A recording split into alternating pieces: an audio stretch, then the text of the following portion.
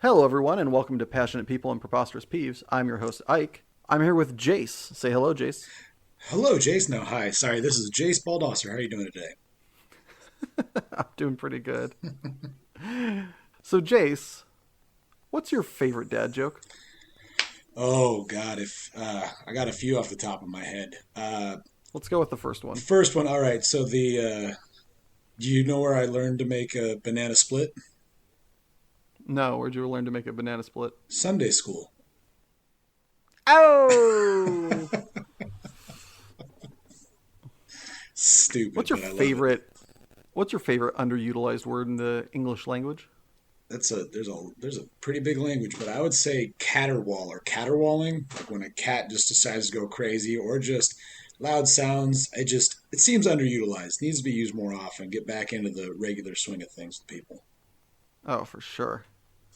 Is there a movie that you'll never skip when you're channel surfing? Wow. The two that come to my mind right away would be Con Air, just because how campy and fun it is, like just ridiculous. And then I would say League of Their Own, just because I love all the actors in it. Oh, yeah. Yeah, Classic.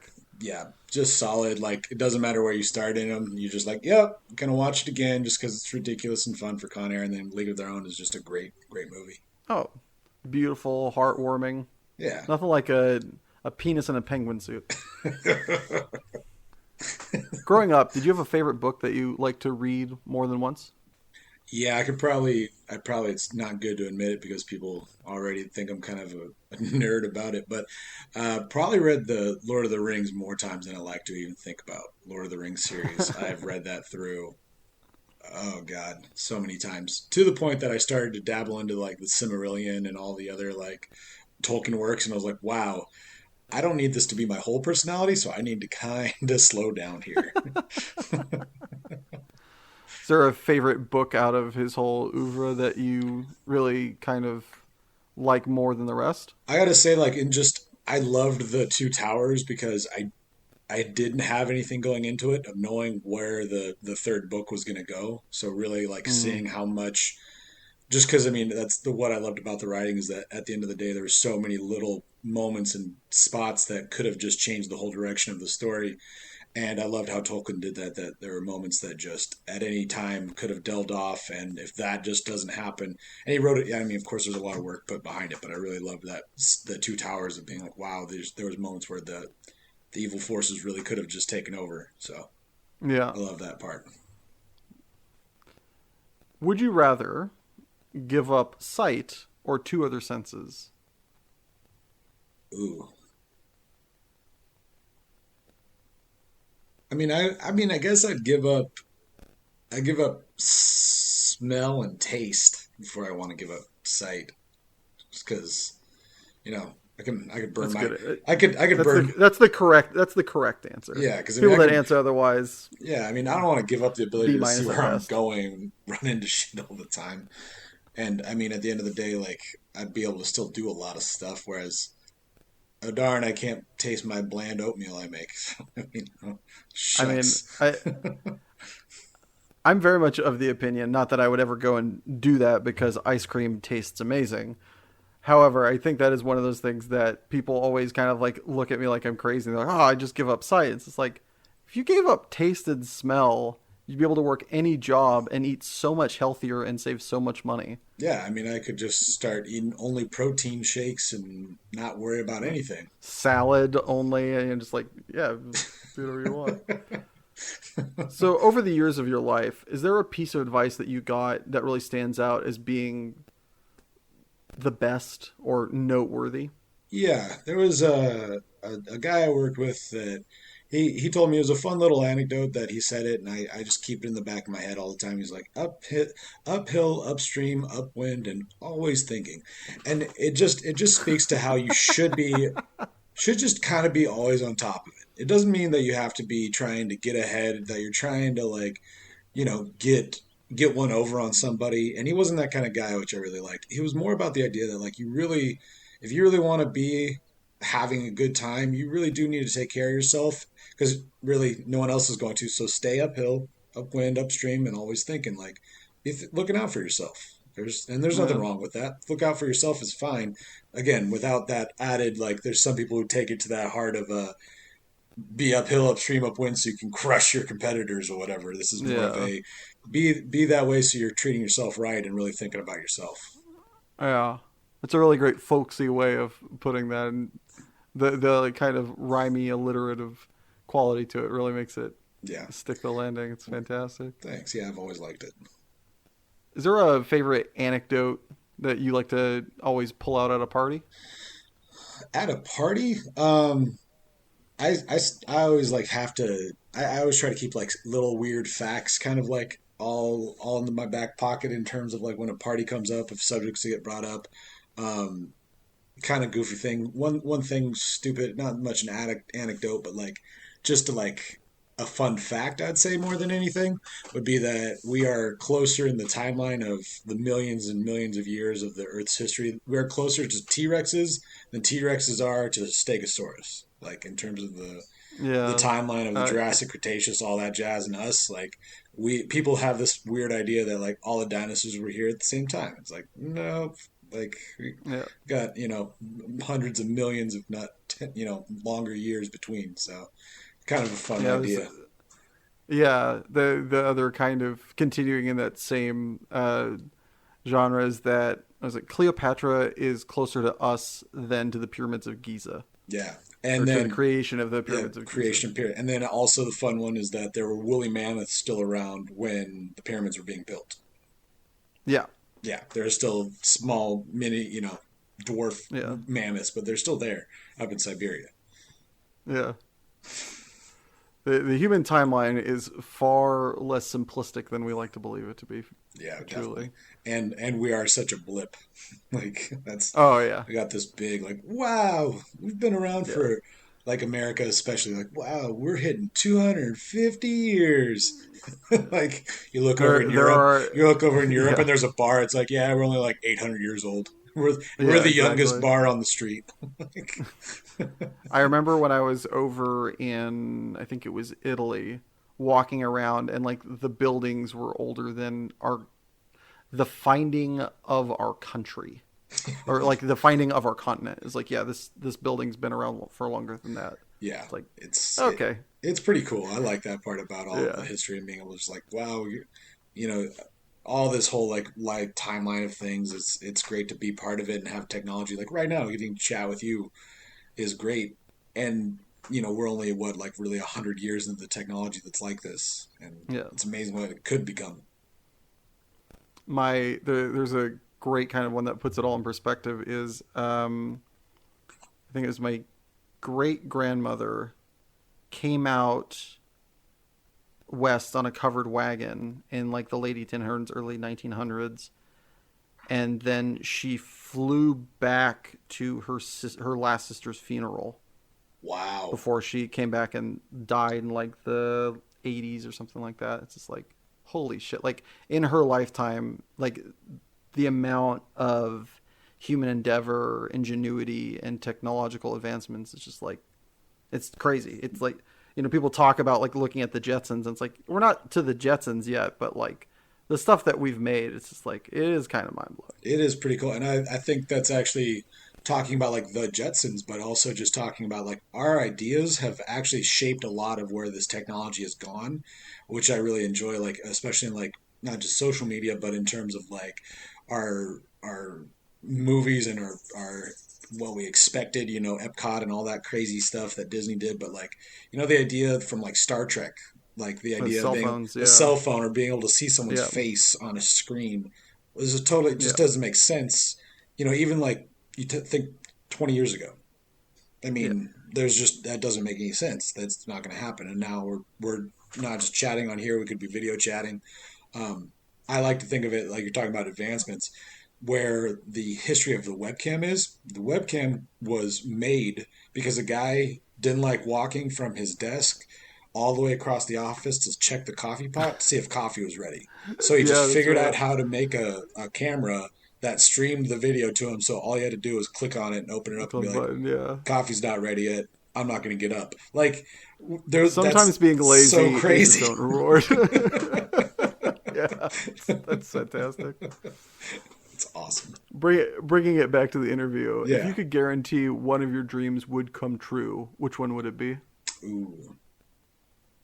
I've always wanted the ability to swim underwater, like without like a breathing apparatus and without any of like the scary effects of, oxygen deprivation or whatever the craziness. That's my dream, to be able to explore the ocean. Oh,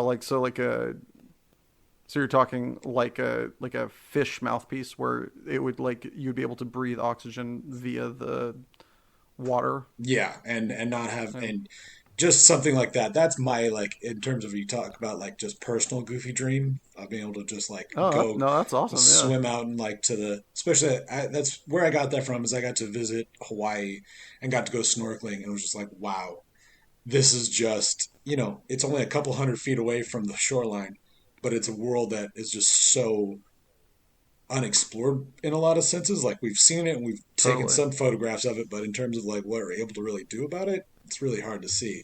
So just that idea of personally like a dream of being able to like have like you said like a device of some sort or ability to just swim under there and not worry about it, like that'd be so cool. Oh yeah, that'd be awesome. Now, if only I wasn't afraid of sharks. If you could work any of the jobs you've done over the course of your life, but get paid the same as the job where you made the most, which job would you work? Oh wow, that's a good one. I'd probably say I had a little part-time job in college where I was just it was not like a nonprofit, but it was a pretty small little like I guess it was kind of a volunteer organization. I guess at the end of the day, I didn't really care about what it was, but it was just a community kind of like cleanup and like advocacy kind of group where we were just going around and doing anything and everything around the community to help. Like you knock on the door and you just, hey, do you need help with anything? And so it was just a community assistance type program that I really liked working with. It wasn't a lot during that time, but it was enough to like just enjoy. Yeah, that sounds very gratifying to be sure. Yeah, it was nice. The community helping type thing. I really like that. It's so cool. Is there anything you regret not having done or tried before you graduated high school? High school, not so much. College, yes, though. Actually, college, I had a few things that I didn't have. I had a few friends that were a little bit more keep their head down in terms of like let's just power through college and which is good. You want that really strong studious idea behind it, which Hmm. I adapted with and I did well enough to get through got the degree. But in terms of like some of the other like on campus community things. I kept trying to like kind of branch out, and I didn't really do that until like the end to middle of my senior year. Mainly because I had a friend and a girlfriend for the first couple of years that were both kind of that more quiet, antisocial, didn't really want to go out and do stuff. And I felt I lost a little bit of opportunity there where I could have done a lot more and had a lot more fun. Totally. Is there something that you find that you're bad at that you'd like to be better at? Oh, definitely singing. I am a terrible singer, but I have fun with it. So, I mean, if there's any way for like a voice transplant in the future, if technology can advance a little bit, that'd be super cool. I'd, So, so I have some fun information for you there. Uh, s- some some scientist who also loved singing did some research and found that with training, anybody can sing at a fairly not, I don't want to say competitive level, but can sing at a very like artistically acceptable level. So that is something that you can well, improve, and that's well, not well. Watch out, that world. is. Here comes the Jace. That's right. Because I've already been an Yeah, outgoing enough person to handle all the other parts of being in front of people, but the singing part is where I'm like, well, no. yeah. I was kind of surprised because I always grew up with the notion, and I think a lot of it is sadly like social, like that. There's this stigma or maybe this kind of cop out answer. I was like, well, I don't have the pipes for it. It's like, Well, you don't have the pipes for it because you're not trying. I mean, it's not per se a muscle, but it is, it is a skill, it is a talent that you can hone. It's not something that is, you're not genetically, like, it's not a binary genetical gift. It's not that you can or Yeah. can't. It's a Some muscle, people muscle have, you got to work out, I guess. yeah, exactly. There are people that are genetically predisposed where, like, I think something about the length of their vocal cords or whatever like that are predisposed for range. But for singing, I think it's like 1.5 octaves is something. 1.5 octaves on pitch singing is, according to this guy's like study and experimentation, is able to be done by every single person that Oh he has come shoot! across. I'm gonna have to Yeah, find this exactly. guy out because man, I enjoy it quite a bit, I but don't it's think you always have to been. find this guy. I think you just need to find a vocal coach. And also, I mean, this is another fun factoid while we're mildly on the subject is that the lead singer of the Shins and of Broken Bells, whose name I can't remember right I now, thought you were gonna say uh, bruised shins. the lead singer, after his second studio album was released, went back and got vocal coaching Oh wow! because he was somewhere between some criticism from somebody he respected or just personal like inward searching, decided that he wasn't doing quite having the result he wanted, and went back and got the help he needed. So it's just because it's not something just for people that feel like they can't sing. Professionals get like vocal training, so there's like it's one of those things that there's such in my estimation of our society, it seems like there's such this fear of seeking help and of like digging deep and trying for something. If you want to get good at it, you got to. No, It yeah, doesn't no. matter who you Gotta are. gotta work at it. Exactly. Yeah. So on the flip side of this coin, is there something that you're terrible at and have no intention of improving at? Oh, that's a funny one. Um, Probably like oh, that's actually pretty funny because I can say some funny stupid ones. I would probably say like there's certain hard labor or manual jobs that I've totally written off that I'm gonna figure out how to do in my lifetime. I'm not gonna figure out how to like rebuild a house. I'm not gonna become a master electrician. I'm not Yeah. looking to become a plumber. I am 100% okay with the idea of knowing how to do the You're little I you're can do and just leave it at that and then call you're somebody else up.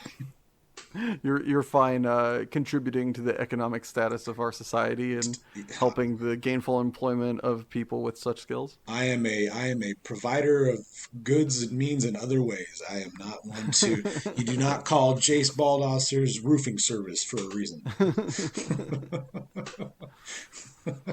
All right, so I'm gonna throw a hypothetical your way. Okay. You have a day with no obligations. There's nothing on the horizon, and there's nothing that you just got done doing. You just have a day in a vacuum with nothing to do. What do you do with that day?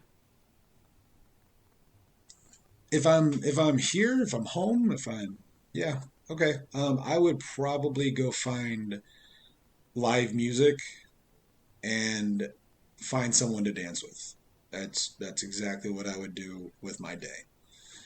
Just anywhere I can find that has some live music. 16 hours Yes, of shoe 100%. tapping and Out there just swing dancing, blues dancing, salsa music, fun in the sun, enjoying being outside with friends or just anywhere. I've taken trips to where I just show up at I mean I've driven out of state, I've driven over down to like the Bay Area just to go out of town and spend a day just dancing. So I would just do that. That'd be my day of like if I had nothing to do, I'd do that.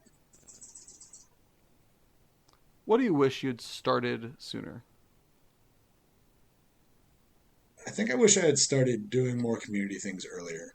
I think I that's one thing that it's kind of like people talk about investing like there's time value of money about like what do you do early like if you throw there's always that like well if you had put $10,000 in a 401k at 18 it would have grown blah blah blah blah blah I also kind of view it in the same way of like, if I can start doing good things for the community now, we're going to see those rewards in my lifetime, Hmm. possibly. And I'd like to do more of that. So I've been trying, especially recently, I've joined some more boards and event plannings and just general community things. So I've been doing that lately, and I've been really trying to push myself to do more of that with any free time I have. That's awesome, man. Thank you. On the flip side of that coin, what do you wish you had ended sooner? I think there's a few things about my personality that I think I need to like kind of work on in terms of ending. Is like I try to give too many chances sometimes in terms of like trying to help people get maybe past a thing or over a thing when realistically you do need to take a time to say, hey, you know what, at the end of the day you need to write it off and let this chapter end and start fresh. It's not saying that people can't Mm, improve or can't change or that we can't make it a better situation, and of course I give it that, but there's been moments where I feel I've maybe had a negative effect on a situation by trying to let things work out when it should have just been a moment of like, you know what, let's just end it and let it go type thing. yeah. Some things can't and don't need to be saved, to be sure. Yeah, exactly. That's a good way to put it. There are some things that just need to be let go of. If you could go back in time and tell yourself one sentence, what would it be and when would it be? I mean, there's always the corny like go invest in Apple or go invest in whatever blah blah blah stock when you can. But I would say I would say call my family members a little more. That'd probably be the what it is that I had a little bit of a tendency, especially in like my early college and through college, that I just started to focus on that more, and I feel I lost some connection with some of my like extended family, not my direct family, thankfully, but like there are some Mm-hmm. aunts, uncles, cousins that live out of the area that I just life didn't connect, and we didn't have the same amount of social media back at that point either. Like there was some connection, but not the same level now of everybody having a smartphone and everybody having this and that type of messaging app. So, but Mm-hmm. I feel like I might have given like thrown that away a little too much in terms of like, you know what, actually just call and chat with them. Like there's nothing, it's not an obligation. It's because you want to. So I feel that Yeah, would be something I should have done more of. totally. I same boat. I'm you're inspiring me to reach out to some cousins of mine and be like, "Yo, Yeah, let's that's all it let me buy is. you a let me buy you a beer." Exactly. And it's not that they expect you to do something crazy. You're like saying like, let's go on a family vacation all paid on Yeah. my dime. It's more like, hey, how you doing?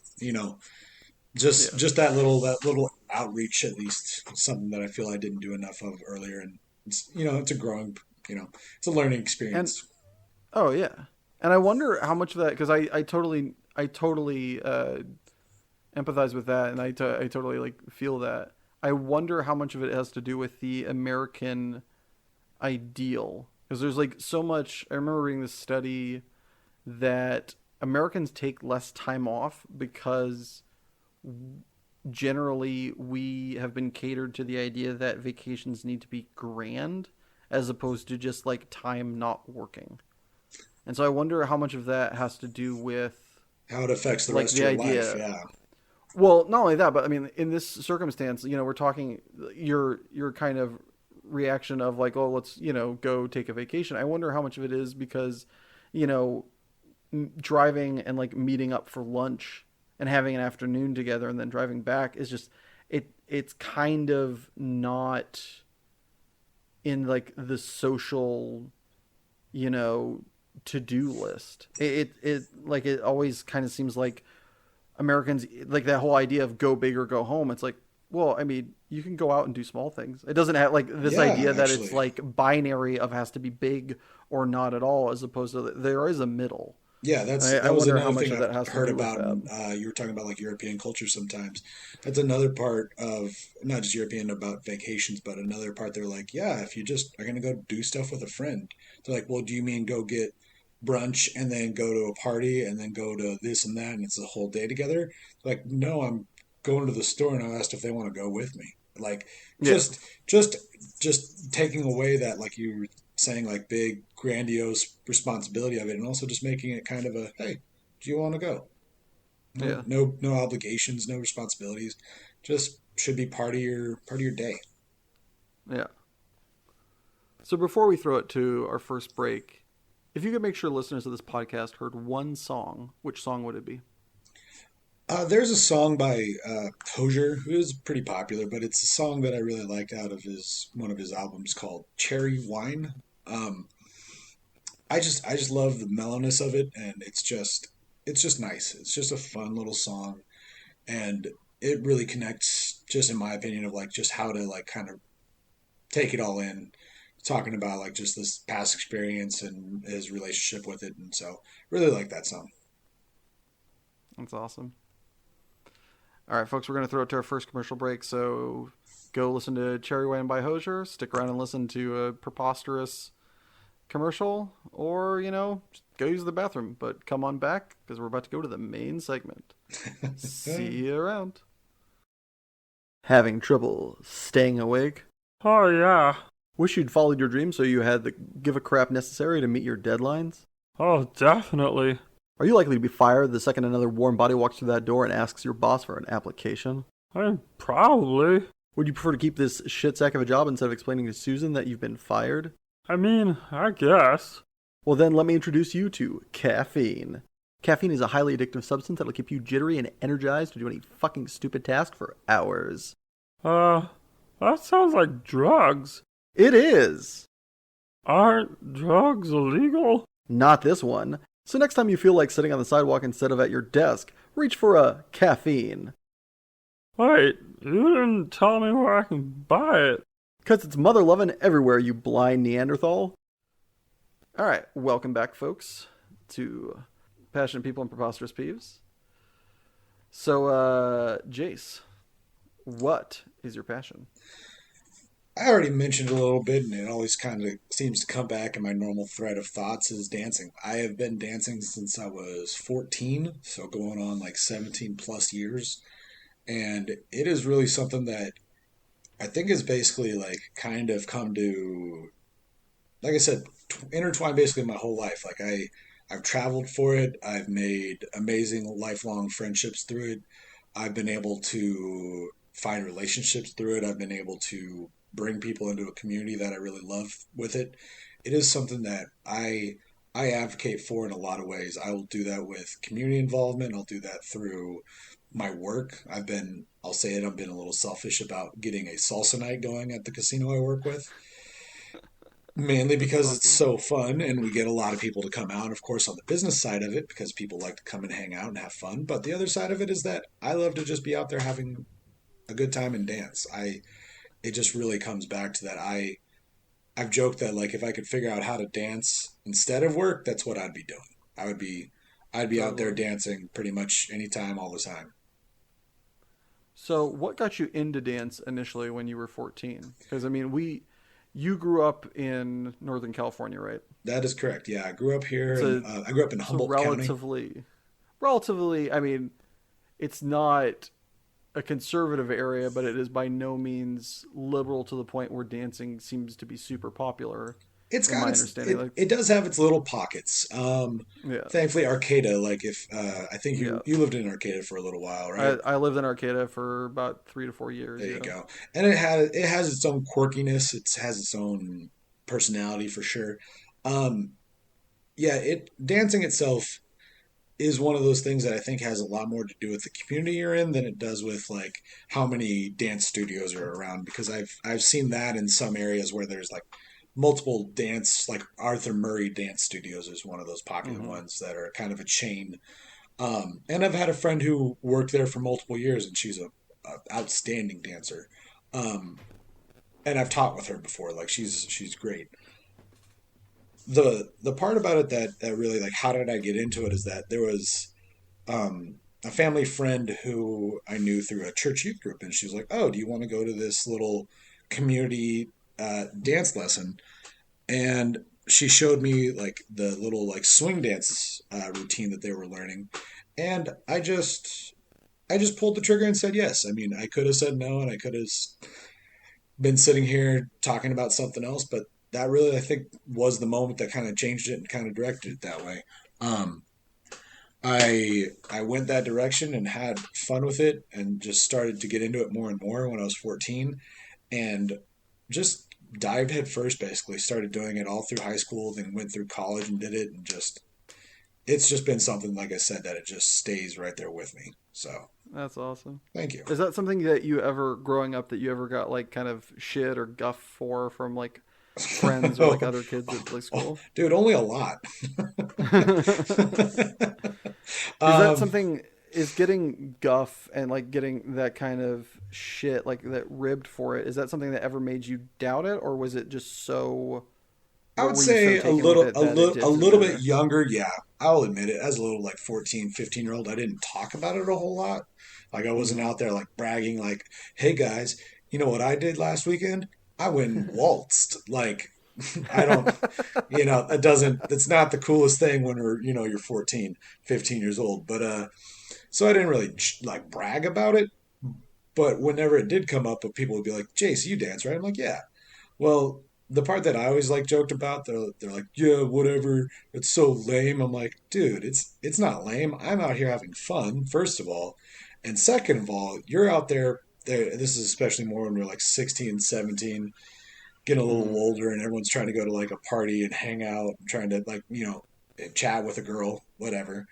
And they'd be like, Mm-hmm. "Oh man, I almost got a chance to talk to a girl." I'm like, "Yeah, my weekend I was talking to like 15 different women, and all of them wanted to dance with me. So, hmm, I wonder how Who's this the worked out. loser now, Exactly, sucker? how's this working out for you? I'm chatting with all of them, and they're waiting in line to dance with me. You're standing there over at a party going, huh, like." I don't know who's winning, but I don't think it's you.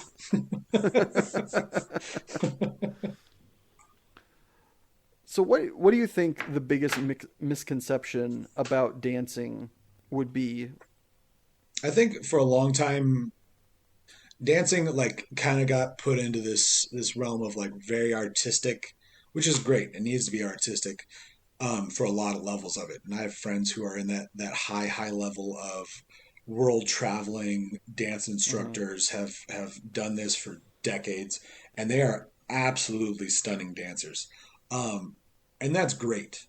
But there also needs to be that middle level of people who are just having a good time with it. Kind of in the same way when we were chatting about singing. Like, there are those people, like, just like Cher or Adele or formerly, who's the lead singer of Queen? I'm spacing his name right now.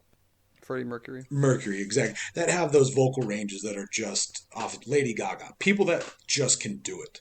Like, Mm-hmm. doesn't matter what they touch in terms of singing, they can do it all. That's awesome. There's also another part of it that needs to have all of the fun part of it that everyone else is doing, and that's where I think actually at the end of the day, you look at like communities. Dancing used to be a big part of a lot of cultures. It still is in Mm-hmm. a lot of them, but I think that's one thing that when when the American melting pot kind of happened, a little bit of that kind of got, I think, I don't want to say suppressed, but kind of got just kind of Melted away. lost, like lost in the mix a little bit, because if you don't have like from the start, like around Humboldt County, there is a not huge, but a sizable population of Mexican like families. So Mm-hmm. there's a lot of big like bandas and big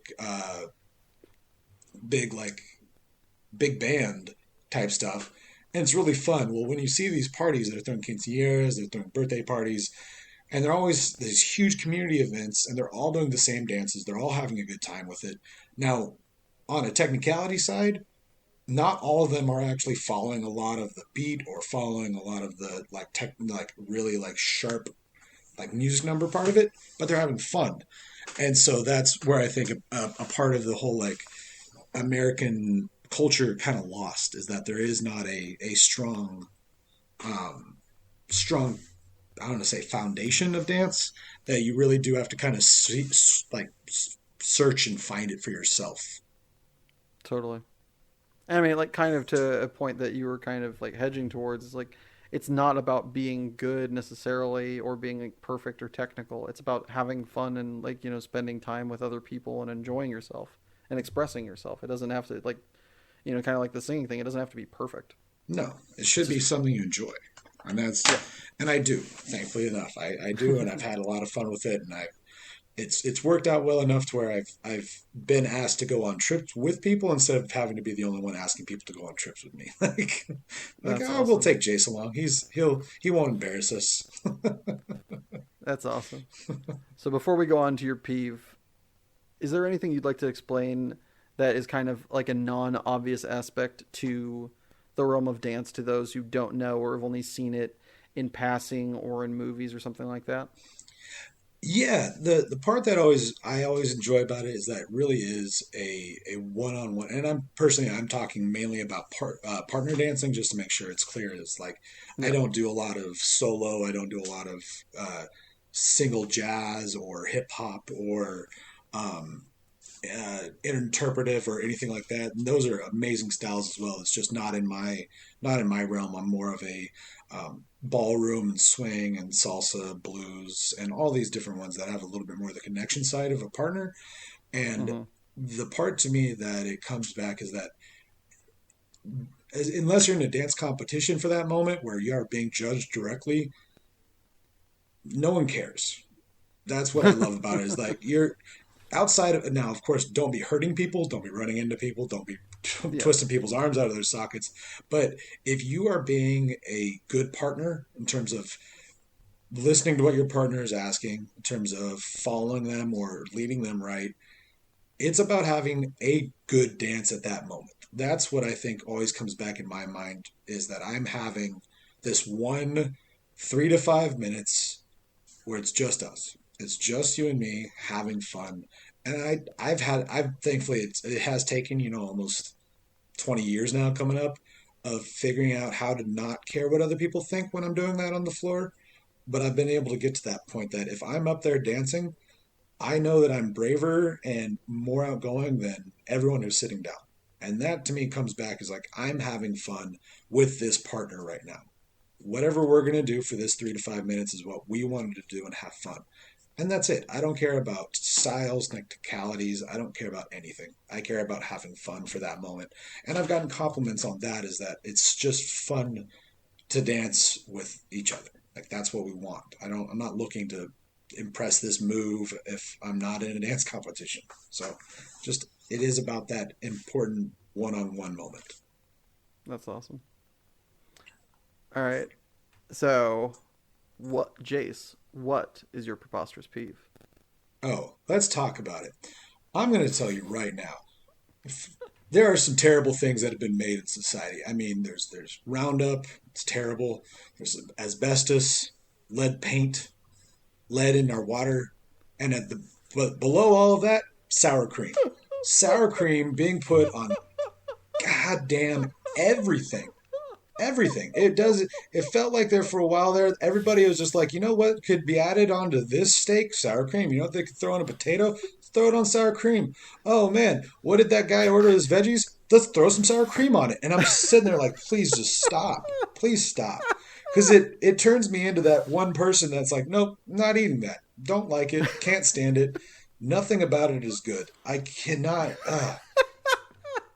I'll say the worst thing is when at a restaurant, especially at the Mexican restaurants around here, they will list out every other ingredient. They're like, oh, hey, it's got guacamole, it's got onions, it's got cilantro, it's got everything else. And I'm like, perfect, that sounds great. I'm not a huge fan of onions, but I'm learning to live with them. But then I get there, burrito, and I take one big bite into it, and I just, sends me over the roof. Over the roof. Can't stand it.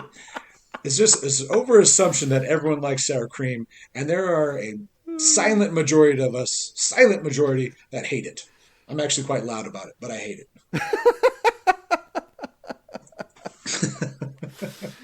So, is there, other than the fact of its like universal overuse, in your opinion, is there something about like the flavor? Is it the texture?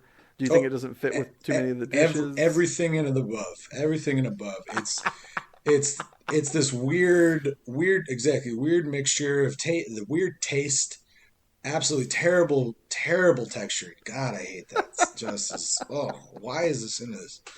Can't stand it. And of course, you think about it. If I told you, wow, that milk went sour, what are you going to do with it? You're going to probably throw it out. You're probably not going to be like, wow, you know what I could do? I'm going to put it on good tasting food to see if that works. No, you don't do that. It is called sour cream. The dude who invented it even said, don't eat this. I'm going to call it sour cream. That should deter a lot of people.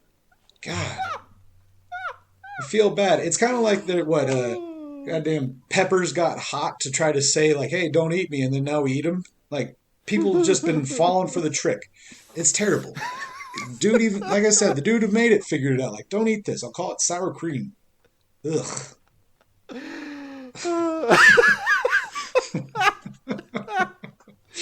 All right. And while I try to catch my breath, we're going to throw it to our second commercial break. We'll be right back after I figure out how to breathe. See? Oh God. Have you ever just looked at fried carbs on a plate and thought, I need to eat those, but it doesn't taste all that appetizing? Introducing catsup. Catsup is a sugary and red syrupy paste that'll overshadow any unappreciated taste. Simply douse the unpreferred tasting object and ingest. Mmm. Thanks, catsup. And we're back. Thank you very much for returning from that commercial break, everybody. Jace, are you ready for the lightning round? Let's hear some thunder and get that lightning. All right. Did you ever cheat on a test in school? 100%. Lions, tigers, or bears? Bears. Favorite dollar menu item? Former dollar menu item, the double cheeseburger. Caffeine or alcohol? Before noon? Sure. No, I'll take alcohol more than I would take. If I had to give one up, I would pick alcohol more than give one Are up. hot dog sandwiches? No. Bow ties or suspenders? I hate suspenders more, I think. First rated R movie you saw? Oh, good question. Shoot. I think it was Halloween. Biggest celebrity crush? I don't know if I'm allowed to say her name on there. Let's say Eva Mendes. Throw hands or talk shit? Oh, I'm much more of a talk shit kind of guy. Is there a god? Maybe Neapolitan or Spumoni? Rocky Road. Are we are we alone in the universe? Statistically, no, but nothing that I've seen that would say yes.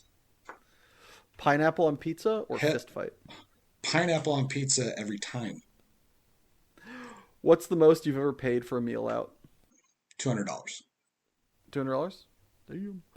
Yeah, If you had it the was power to see the future but couldn't change it, would you use it? 100%. Yeah, Red or blue? blue. For $500,000, how long would you give up your passion? $500,000. I would give it up for a year because COVID did that. So retroactively, I get $1 million. You get $500,000. Calm Half a down. million. Shakira's voice in Danny DeVito's body or Danny DeVito's voice in Shakira's body? I'll take Danny DeVito's body all day. Wine or beer? Beer. Over or under? Over. If you had to evacuate your house and could only grab one item, what would you grab? The cat. And finally, what lightning round question would you like to ask me and in turn be asked for future guests? If you wanted to listen to blues music and dance or salsa music and dance with one person in your living room, nobody watching, just what would you pick? You want to dance blues with somebody or want to dance salsa with somebody? It's a tough one because I want to listen to blues, but I think salsa's better energy. Yes, it So I is. think I would dance to salsa. Hey, there's no wrong answer there. There are no wrong answers. All right, Jace, congratulations. You've completed the lightning round. Heck yes. So before we get you out of here, is there anything you want to plug, recommend, places people could find you, your content? I don't really have any content currently at the moment, but I want to say that thank you to you. Actually, I really enjoyed this. I Oh, had a good thanks, time bud. with it. So I hope you really kick ass in this long run, and then I can be in the archives of the first go around. And when you hit it big on Twitch, I get to at least have like a 0.001% of profits, and we'll be good to go. I'll buy you a sandwich. All right. Well, thanks, Jace, for being my guest today, and special thanks to my editor Richard Ashford and my scorer Joshua Gibbons, and especially thank you, everybody listening at home, wherever you found the time to appreciate this. And if you want to listen to more, you can find more episodes put out every Monday on SoundCloud at Passionate People and Preposterous Peeves, or on YouTube at Passionate People and Preposterous Peeves Podcast, all one word, and with an ampersand instead of the and. And remember, folks, pigs eat their own shit, so don't kiss them on the mouth. Have a great day, everybody. Like, comment, and follow.